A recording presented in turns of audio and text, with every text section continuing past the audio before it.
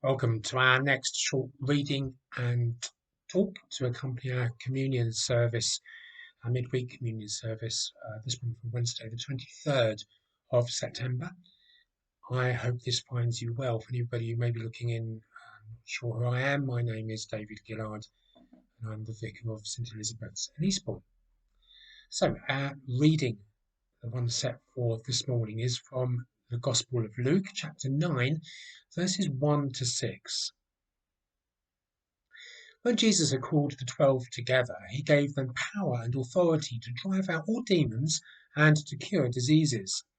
And he sent them out to proclaim the kingdom of God and to heal those who were ill. He told them, "Take nothing for the journey, no staff, no bag, no bread, no money, no extra shirt. Whatever house you enter, stay there until you leave that town. If people do not welcome you, leave their town and shake the dust off your feet as a testimony against them." So they set out and went from village to village, proclaiming the good news and healing people everywhere. So Jesus sends his 12 closest disciples to do the things that he was doing. As a rabbi, there is nothing surprising about this. In Jesus' day, there were plenty of rabbis who travelled the country and who had their group of followers with them, and the rabbinic method of teaching was to show your pupils what you wanted them to do by demonstrating it yourself, and encouraging them to do likewise before sending them off to do it for themselves. But the way that Jesus equips his tutees is somewhat different. He gives them power and authority to drive out all demons, to cure diseases, to heal the sick, and he tells them to go and explain to those who will listen about the kingdom of God. And that's quite a powerful portfolio that Jesus gives his closest followers to do.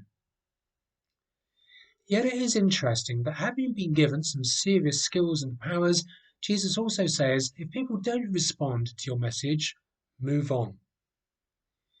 Now that doesn't mean that if someone doesn't respond, that that's their lot eternally.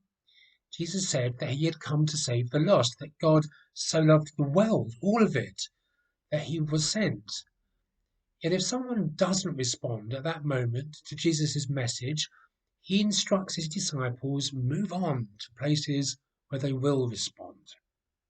There is always another time in going from town to town, and I guess therefore back again. You can see from this there's a process going on here. People do not respond to Jesus' message all the time. They respond after time. It isn't always a Damascus Road experience that brings people into the kingdom of God. Often, more often, it is a slower process as someone gently steps into the kingdom, finds their footing on new ground, and then slowly moves forward. There's a further story that Luke tells, which is of Jesus sending out 72 people, not simply his closest disciples, and they have the same story to tell. They're equipped in the same way. So to read this story into our day and age, the thing is that the church, us, are given a message to tell others, which Jesus does say is quite specific. To tell people about the kingdom of God, its reality, its presence, its power. It may take several tellings of the same message in different ways to help someone understand what the kingdom of God is. And for some, sadly, they may never respond to Jesus' teaching. But we in our generation do have a story to tell. That story, that God is real, that he loves us with a passion, that his kingdom rule is just and fair. And it looks forward to a time of ultimate healing and wholeness, where signs of its coming are to be experienced and seen now.